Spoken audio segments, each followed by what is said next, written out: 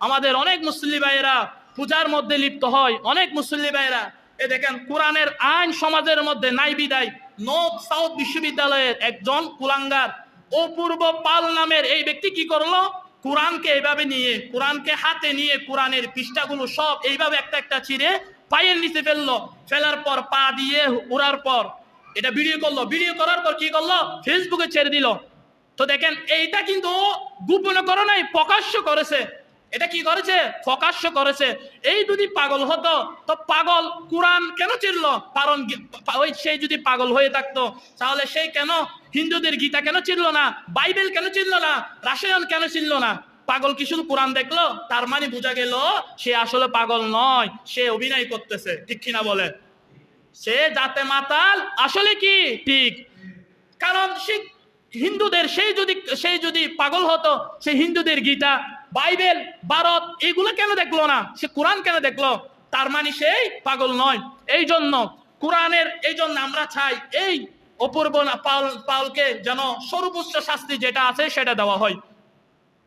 আপনি যদি রাষ্ট্রীয়ভাবে যদি ওর বিরুদ্ধে যদি কিছু করা যায়, রাষ্ট্রীয়ভাবে কতটুকুই ওর শাস্তি হবে, রাষ্ট্রীয়ভাবে এতটুকুই শাস্তি হবে, তাকে জেল দিবে, জেলখানা হাজতখানা বন্দি করে রাখবে। এরপর 2 থেকে 3-4 বছর অথবা 4 বছর অথবা 5 বছর পরে ব্যক্তি আবার বের হয়ে যাবে, বের হয়ে আবার আগের মতো কি করবে, আবার শুরু করে দিবে।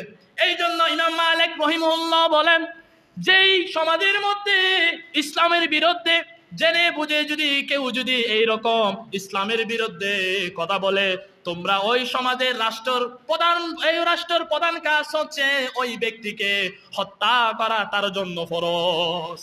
ইমাম রহিমাহুল্লাহ বলেন, যেই ব্যক্তি যেই সমাজের মধ্যে ইসলাম নিয়ে কটূক্ত করা হয়, জেনে বুঝে ইসলাম নিয়ে কটূক্ত করা হয়, ওই ব্যক্তি রাষ্ট্রপ্রধানের একমাত্র আইন হচ্ছে ওই ব্যক্তির রাষ্ট্রের উপর ফরজ করা হয়েছে ওই ব্যক্তিকে কতল করা, হত্যা করা।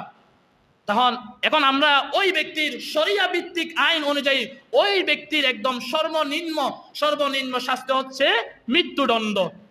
আমরা বলি এটা সর্বোচ্চ শাস্তি, না, এটা সর্বোচ্চ শাস্তি হতে পারে না, এটা হলো সর্বনিম্ন শাস্তি। সর্বোচ্চ শাস্তি তো এটা আল্লাহ দিবেন, এটা আমরা দিতে পারবো না। সর্বোচ্চ শাস্তি কে দিবেন? আল্লাহ দিবেন। এই জন্য আমরা চাই দেশের মধ্যে শরিয়া ভিত্তিক আইন যদি চালু হয়ে যায় তাহলে দেখবেন সবগুলো একদম সোজা হয়ে যাবে।